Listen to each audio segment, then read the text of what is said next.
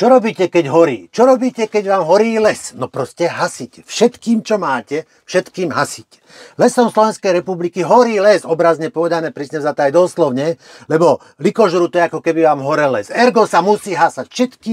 Všetkým, čo máte, všetko tam dáte, všetko tam robí. Tak potom nechápem tomu príkazu, ktorý vydal generálny riaditeľ lesov, dal príkaz, že 15.8. sa všetká technika lesov SR má z Horezronia z kalamity stiahnuť. To znamená nejakých 5 harvestorových uzlov a 8 lanoviek sa má stiahnuť. To akú dáva logiku? Predstavte si, že vám horí les. Váš les vy hasíte a polke od toho, ak hasíte, vám príde list, že máte ísť preč s hasičmi, so všetkým. A čo to máte? Rozumiete, nedáva to žiadnu logiku.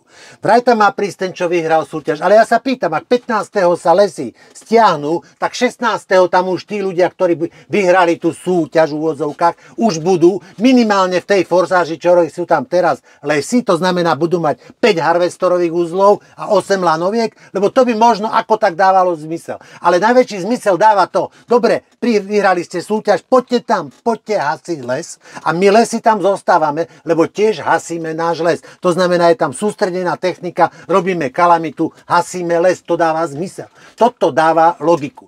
To, že vypratávajú lesy SR svoju techniku zo svojho lesa, nedáva logiku. Aj okrem toho tým, že vnútropodnikovou fakturáciou, keď si to lesy robia vlastnými mechanizmami, tak majú nejakú cenu, za ktorú to robia. Nepoviem presne akú, lebo sa môže naozaj líšiť tam veľa faktorov. Dajme tomu, nech je X. Ale akokoľvek, ako náhle urobíte dodávateľsky, tak je to 2x. To znamená, že 2x drahšie. Takže ja sa pýtam, to lesy SR chcú platiť 2x toľko. A prečo chcú platiť 2x toľko, keď majú svoju techniku a môže tam robiť?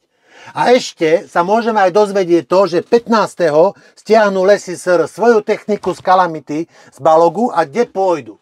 Lebo ak 16. nebudú niekde inde robiť, tak už je to naozaj trestný čin. To je absolútny trestný čin. Lebo 15. stiahujem niekde, kde horí les, na to, aby som bol niekde v garáži na závode, alebo už to pôjde niekde robiť a bude to robiť plnohodnotné výkony. Naozaj, ja nechápem, čo robia lesy SR v našich lesoch Slovenskej republiky.